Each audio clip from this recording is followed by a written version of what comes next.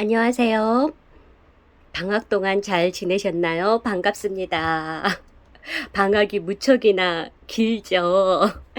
얼마나 길었을까? 그리고 얼마나 수고가 많으셨을까? 정말 정말 수고하셨습니다. 그리고 애쓰셨고, 그 다음에, 하지만 이 수고와 애씀은 헛되지 않아요. 방학 동안 엄마랑 밀착되어서 아이들은 관계 맺음을 함으로 인해서 이제 또 분리되고, 분리되어서 잠시 동안 바람 아래서 돌봄을 가질 때 훨씬 더 평안하고 행복한 아이로 자랄 수 있답니다.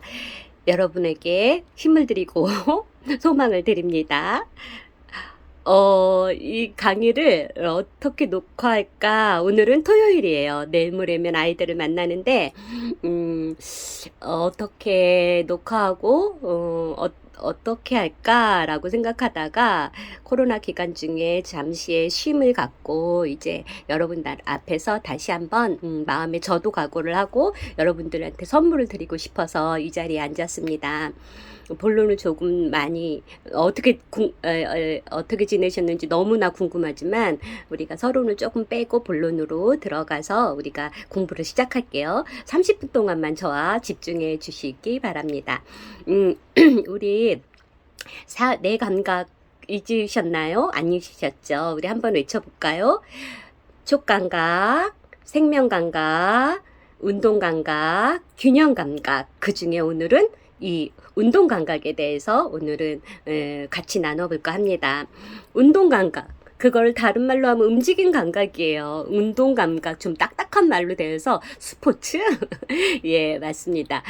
움직임에 대한 감각이에요. 이 0세부터 7세 우리 아이들이 지금 하고 있고 돌봄이 필요하고 관찰이 필요하고 이끔과 도와줌이 필요한 다시 말씀드리면 정말 중요한 이 시기에 이 네 가지 감각에 대해서 우리가 잘 알고 있어야 되기 때문에 하나하나 구체적인 감각들을 살펴보고 있습니다. 움직임 감각, 움직임. 우리 국어로 언어로 정리해 볼까요? 시간의 흐름에 따라 무언가 위치가 바뀌는 현상, 상태. 제 손이 여기다가 머리로 올라갔어요. 이게 움직임이라는 정의예요. 자, 이렇게 보세요. 이 움직임이 이루어짐으로 인해서 우리에게 선물 주는 게 하나 있어요. 우리 촉감각으로 다시 들어갈게요. 촉감각은 그 어디에 있는 그 무엇을 느끼는 것, 감각하는 것이었어요. 그런데 내 손에 내가 얹어져 있고 촉감각을 느끼는 순간 찰나라는 단어를 우리는 잊지 않을 거예요. 순간 찰나에 이 감각이 순간 찰나 사라지죠. 그러고 나면 뭐가 발동할까요? 예, 무존재감이에요.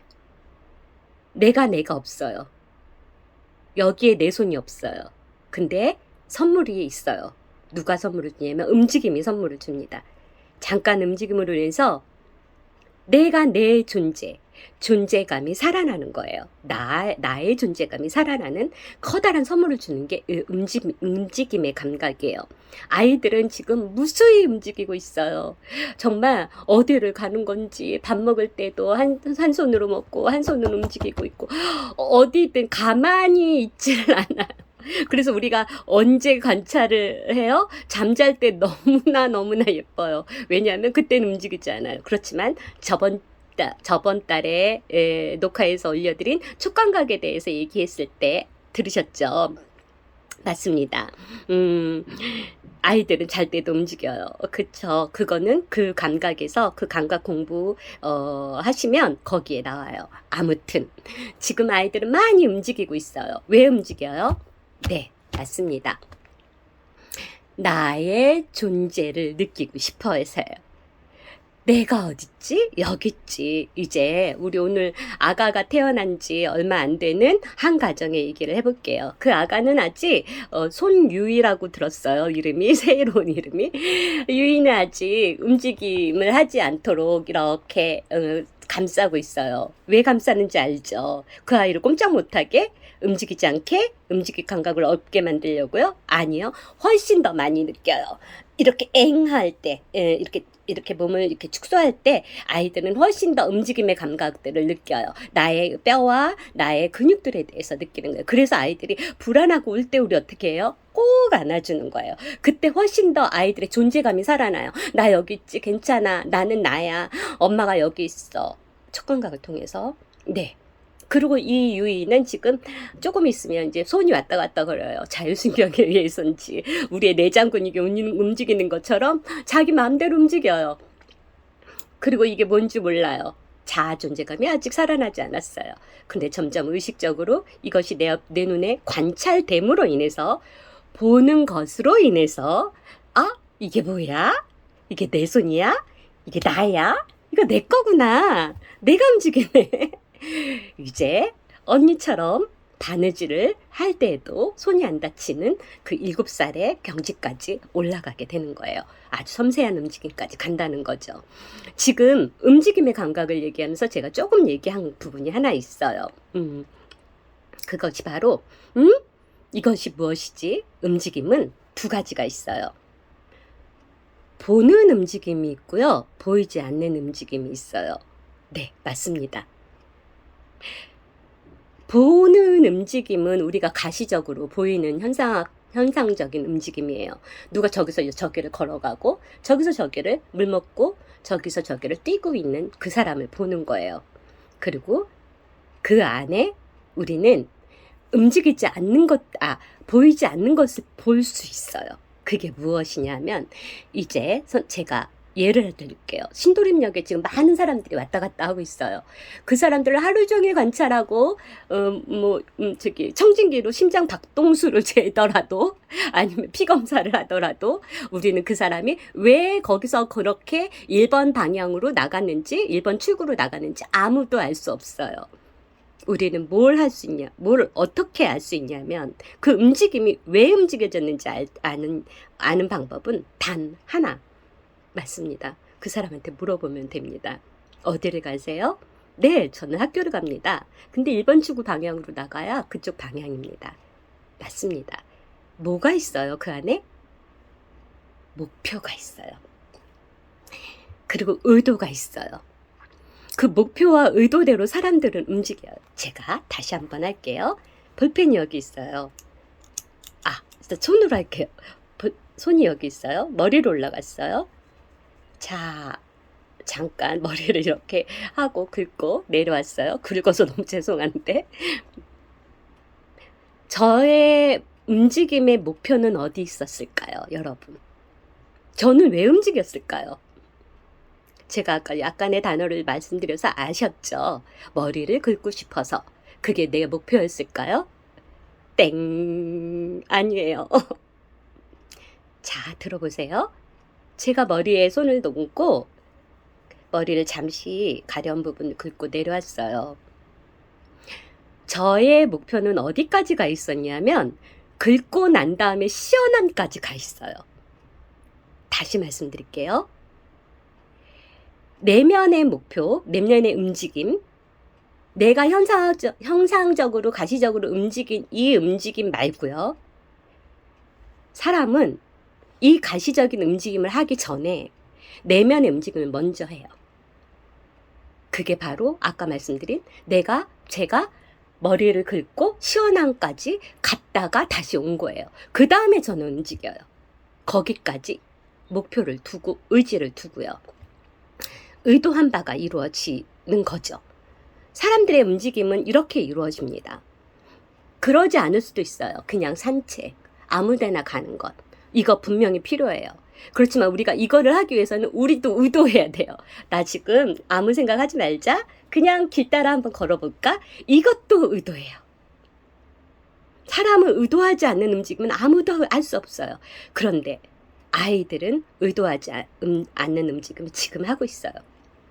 아이가 4살 아이가 벌떡 일어나서 어디 가요? 우리는 알 수가 없어요. 저 아이가 어디를 가는지.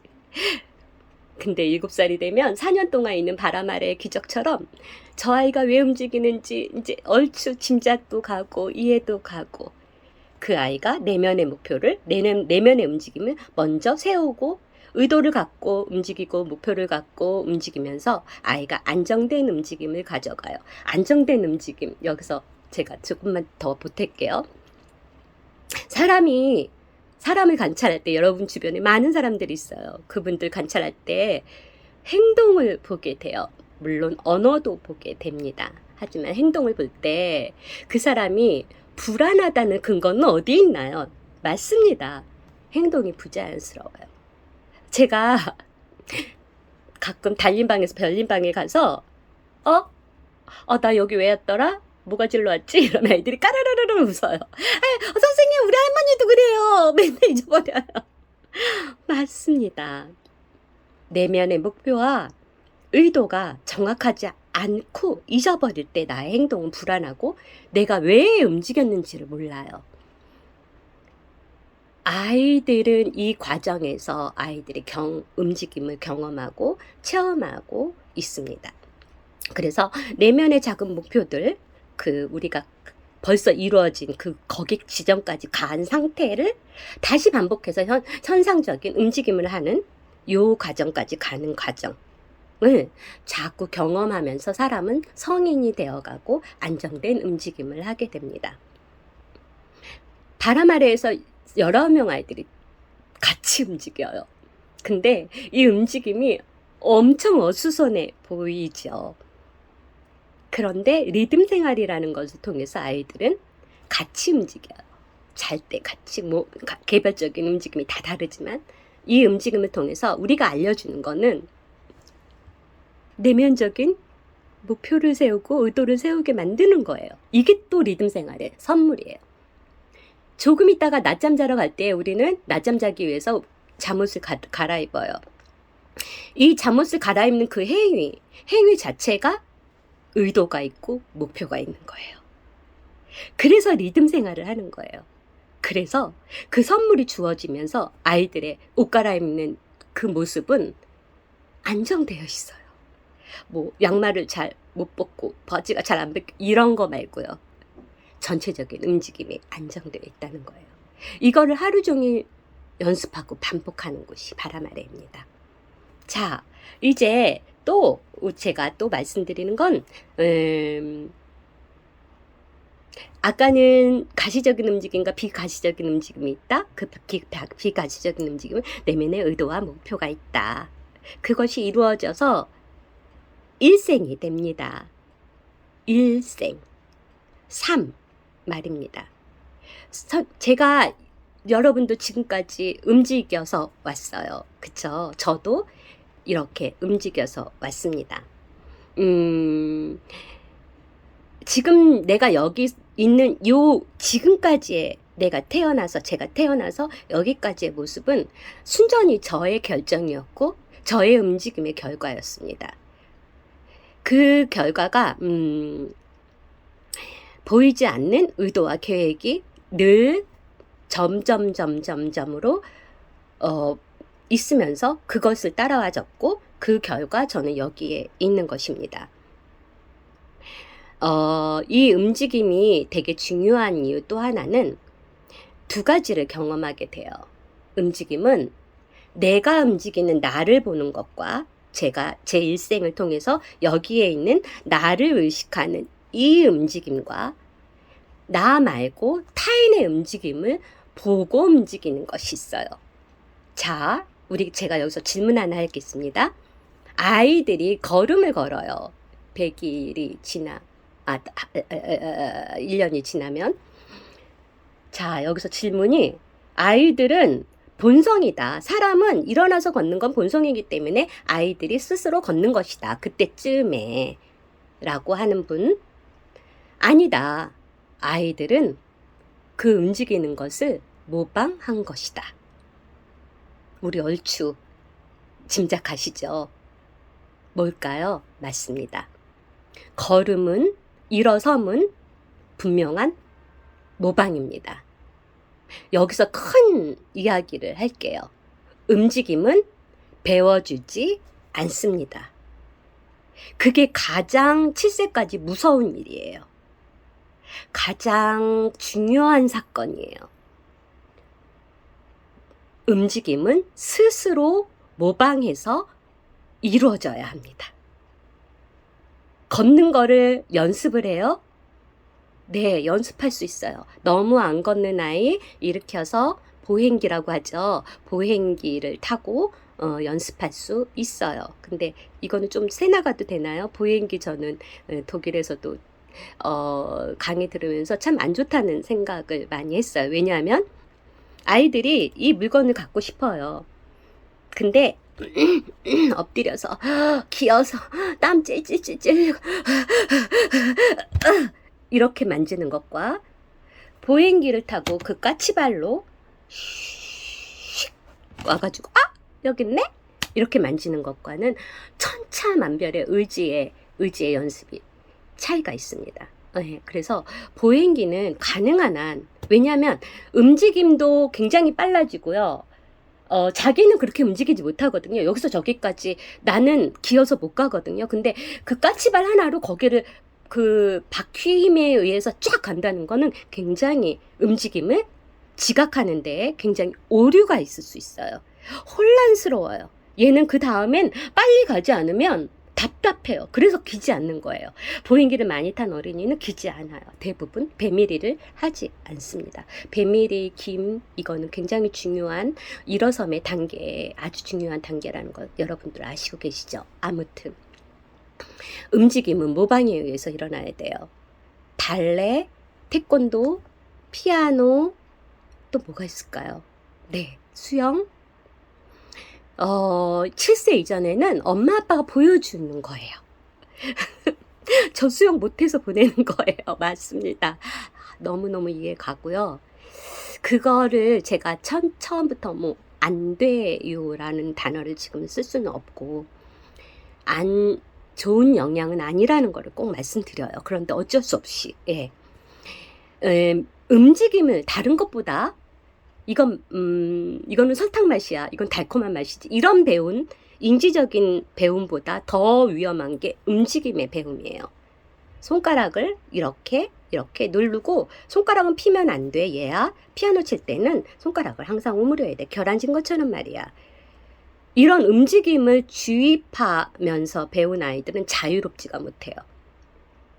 여기서 억압이 되죠. 지금 처음에 제가 잘 말씀드리고 싶은 하나가 이제 우리 아이들이 지금 현대 아이들이 많은 아이들이 움직임을 많이 못해요. 왜? 많은 놀잇감들이 버튼 하나로 움직이게 돼 있어요. 옛날에는 제가 그래도 바퀴가 달리고 이것을 움직여야 내가 가야 움직이거든요. 그래서 움직임을 했던 아이들이 있고 지금은 버튼 하나로 갔다가 오는 것까지 돼요. 버튼 하나로 문이 열리고 지붕이 열리고 뭔가를 실어주고 다 해줘요. 동작을 다 해줘요. 그 움직임을 관찰만 하면 돼요. 아까 말씀 다시 드릴게요. 가시적인 보이는 것만의 움직임이 그냥 관찰자 입장에서만 되는 거예요. 이 아이는 수동적으로 될 수 있어요.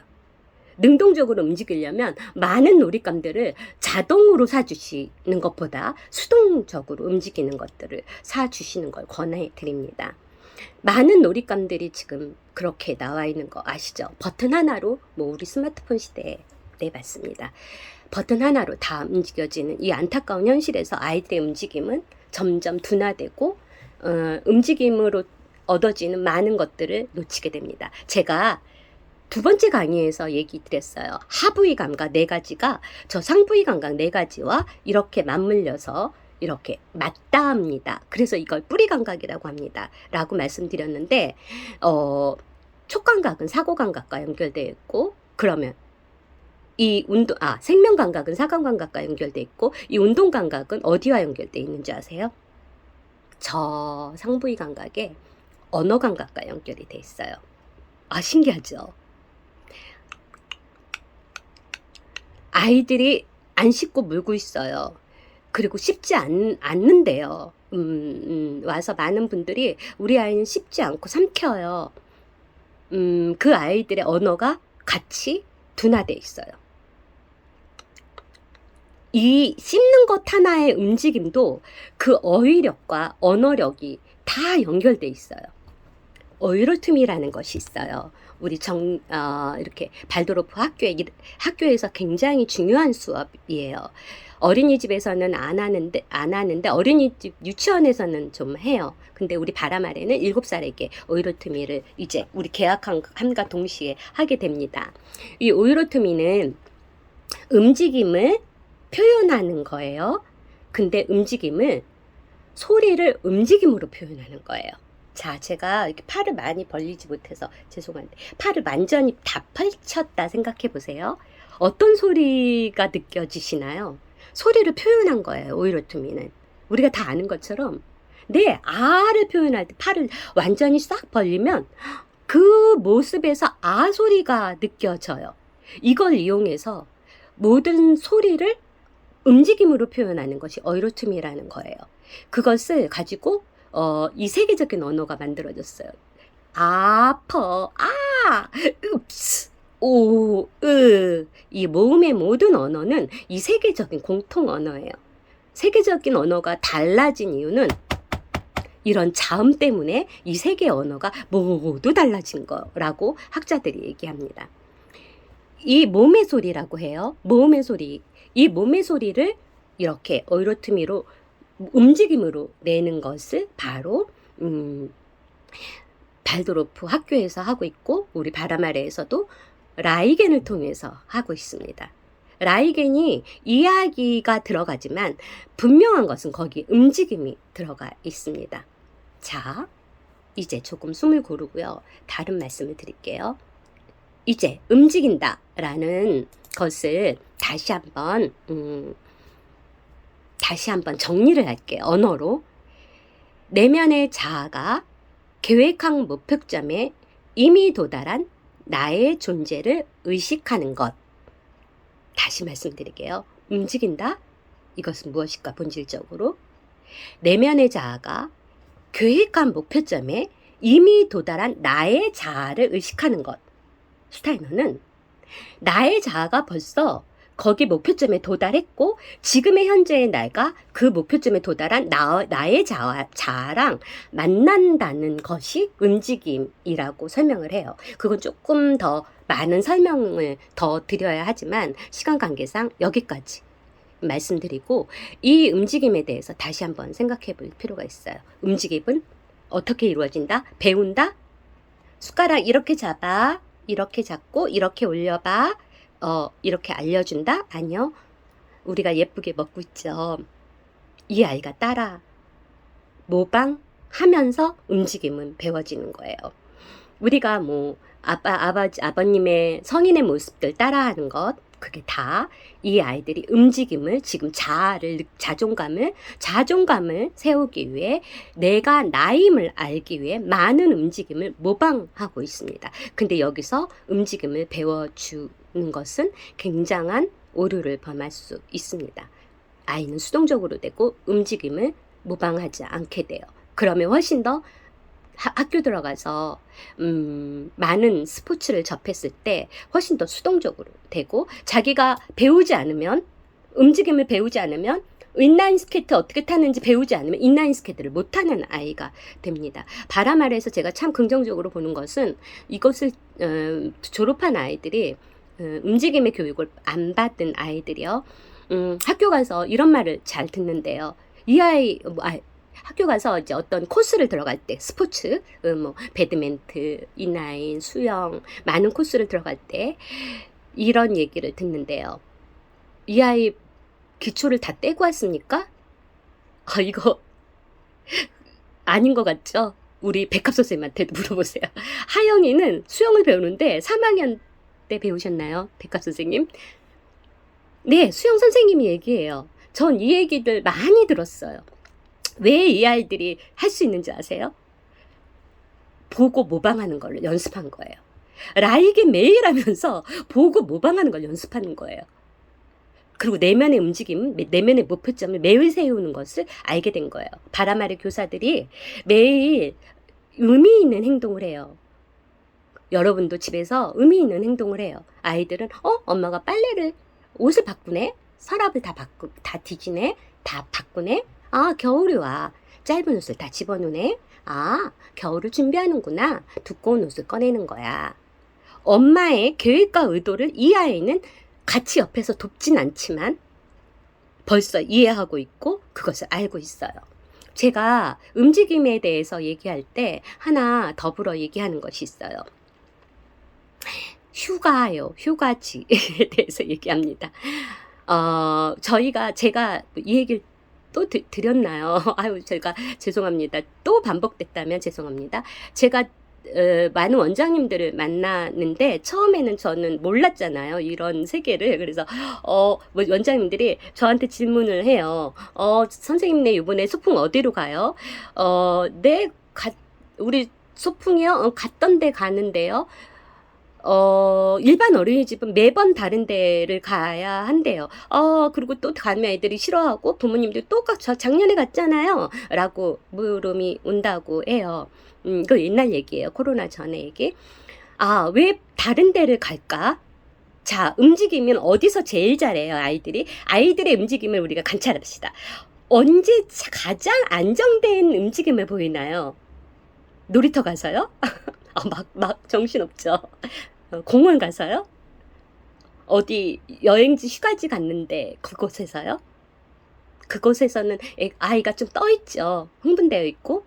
제가 말씀드리는 건 안정된 움직임이요. 그 내면의 목표와 계획이 잘 세워져 있는 것처럼 보이는 움직임이요. 집이요. 왜 집이겠어요? 내 행동의 반경을 아니까요. 내가 움직일 수 있는 가장 편안한 곳이니까요. 왜냐하면 이 공간에 내 움직임의 반경을 알게 되거든요. 그리고 내가 세웠던 목표가 계속 있었어요. 저쪽 가서 놀이감 가져오고 여기서 놀았었고 저기 가서 쉬하고 오고 그래서 아이들이 쉬도 걱정하지 않잖아요. 예, 익숙한 환경입니다. 휴가지를 가실 때 매번 새로운 곳에 가시는 것보다는 왜냐하면 새로운 곳에 가면 우리의 성인의 행동도 굳어져 있고 긴장이 되어 있어요. 우리의 움직임도 굳어져 있고 이상해요. 그것을 아이들에게 고스란히 그것이 전달되고 아이도 불안합니다. 그래서 아이들이 떠 있고 막 뛰고 있고 더 위험한 행동을 하게 됩니다. 근데 같은 곳을 가면 아이들이 도착하자마자 아니면 가는 내내 아이들의 모습은 되게 편안하고 안정되어 있습니다. 그래서 바람아래도 매번 같은 곳에 4년 동안 다니면 4년 동안 매번 같은 곳에 소풍을 가는데도 불구하고 그 움직임이 아이들은 너무나 안정돼 있고 훨씬 더 안정돼 있어서 교사가 막 긴장하지 않아도 됩니다. 이런 선물이 있죠. 그래서 우리가 이 움직임에 대해서 다시 한번 생각하면 우리가 계획한 의도와 목표가 내 안에 설정되어 잘 있고 이게 성인이 되어가는 과정이에요. 그래서 내 그 계획한 의도에 내가 충실히 따라가는 과정을 우리가 움직임의 과정이라고 말할 수 있는데요. 미디어를 잠깐 얘기할게요. 미디어를 보면 나는 움직이지 않는데 그 안에서 많은 것들이 움직여요. 그리고 그 안에 뭐 뽀로로라고 얘기할게요. 뽀로로가 저기까지 가서 저 나무까지 걸어가는 그 동작, 그 움직임을 보면서 아이들은 뽀로로가 내면의 목표와 의도가 있다는 것을 알게 되는 좋은 경험도 할 수 있어요. 제가 다 나쁘다는 게, 다 안 좋다는 게 아니라요. 움직임을 하지 않고 수동적으로 눈으로 그리고 상으로만 움직임을 가져가게 되면 아까 말씀드린 그 가시적인 움직임만 보게 되면 아이들은 굉장히 수동적으로 됩니다. 그래서 이 움직임은 직접 해보는 거예요. 그래서 아이들이 많이 움직이는 것 권장해 주시고 밥을 먹는 것 뭐 양말을 신는 것 이런 것조차 여러분들이 격려해 주셔야 돼요. 너가 해봐. 넌 할 수 있어. 이런 조금 이렇게 경계를 두고 너가 해. 이런 얘기 하지 마시고요. 너가 하는 모습을 내가 지켜봐 줄게. 바람 아래에서 선생님들이 픽업 과정에서 그 아이가 꿈을 대면서도 신발을 끝까지 신는 모습을 지켜주는 거죠. 그 움직임의 과정들을 격려하고 안 되지만 할 수 있다는 걸 알려주고 물론 밥도 저도 누가 먹여주면 좋아요. 밥도 물론 급할 때는 먹여주는 거 좋죠. 그렇지만 자기 스스로 먹을 수 있을 때 그 아이는 그 움직임을 통해서 훨씬 더 많은 선물을 가져갑니다. 물론 밥 못 먹는 성인은 없어요. 스스로 밥 못 먹는 성인은 없어요. 저는 항상 얘기해요. 나중엔 다 이루어져요. 네, 맞습니다. 지금은 아이가 혼자 하기 싫어하고 힘들어하는데 그냥 도와주면 어때요? 네, 저도 많이 이해합니다. 하지만 그 발달 과정에 그걸 안 하고 있으면 다른 것들을 해야 되는 걸 놓쳐요. 이 말씀을 조금 진지하게 드립니다. 그 발달 과정에 그것을 이룰 수 있도록 우리가 격려해주고 기다려주고 그리고 박수 쳐주고 동화해주고 공감해줘야 돼요. 힘들지. 약 마시는 거 너무 힘들지. 약만 여기 구겨져서 답답했지. 아이고 그랬구나. 오늘은 선생님이 이렇게 도와줘 볼게. 한번 봐봐. 선생님은 여기를 이렇게 잡아당겼네. 어때? 편해요. 그래 잘됐다. 다음에 우리 또 해보자. 굉장한 이 움직임의 어색함, 아까 말씀드린 내 손이 내가 내 건지 잘 모르는 이 아이들에게 이게 내 거였구나, 이건 내가 움직이는 거구나, 이거는 나만이 움직일 수 있는 손이야 라는 것까지 도달을 하려면 7년이란 시간이 흐르는데, 그 기간 동안 우리는 꾸준히 이 아이들을 격려하고 배려해 줘야 된다는 이야기입니다. 무엇을 빠뜨렸을까요? 또 제가 하고 싶은 말씀이 여기서 좀 31분이에요. 마무리 칠게요. 움직임, 이제 저는 움직임에 대해서 말씀드릴 때 마지막으로 이 얘기를 꼭 드립니다. 목표, 의도, 오늘의 핵심 단어죠. 목표, 의도를 갖고 움직이면 내가 학교가 가 있는 날을 벌써 예상하고 목표했고 의도한 상태에서 학교에 도달하면 그 안정되게 뭐 중간에 마트도 들릴 수 있고 어디를 들릴 수 있지만 결국은 거기에 도달합니다. 목표랑 의도를 다른 단어로 대체해 볼게요. 소망입니다. 그 소망이 있으면요, 지금 제가 여기 있는 것처럼 그 소망이 있으면 그 소망까지 도달하게 돼요. 돌아가던, 가로질러 가던, 지름길로 가던 거기에 얼추 도달하게 됩니다. 다시 말씀드릴게요. 저는 아이에 대해서 우리가 소망을 가졌으면 좋겠습니다. 여보, 우리 닮아서 잘 살 거야. 물론입니다. 하지만 이런 소망을 다시 구체적으로 가져봐요. 우리 아이가 어떻게 자랐으면 좋겠어? 이런 아이가 됐으면 좋겠다. 그치? 지금은 좀 이게 좀 힘들지만 이런 아이로 자라기를 우리가 소망하자 라고 했을 때, 그냥 한 문장이지만 신기하게도 사람은 이상하게 그 뱉어진 아니면 사고한 그 세워진 목표점에 소망까지 어떻게든 가게 되어 있다는 거예요.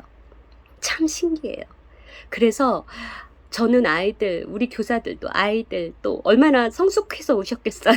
얼마나 또 형님이 돼서 오실까요. 월요일날 그 아이들을 만날 때 또 새로운 소망을 품습니다. 달라졌으니까 다시 품어야 돼요. 여러분도 작은 소망 하나를 그 아이한테 심어주시면 감사하겠어요. 그냥 아이니까 잘할 거야. 이건 정말 커다란 범위의 소망이고요. 구체적인 소망들을 그 아이, 지금은 혼자 밥 먹기 되게 힘들어해. 근데 혼자 밥 먹는 것까지 우리가 소망을 품어보자. 이번 달에. 이런 작은 소망들을 세워진다면 우리가 그 아이와 동반하고 함께 가는 여정이 될 것 같습니다. 33분이에요. 감사드리고요. 우리 내일 모레 만나요. 너무 보고 싶고요. 할 얘기가 태산같이 많으나 우리 천천히 나누기로 합시다. 감사합니다. 건강하시고 평안하세요.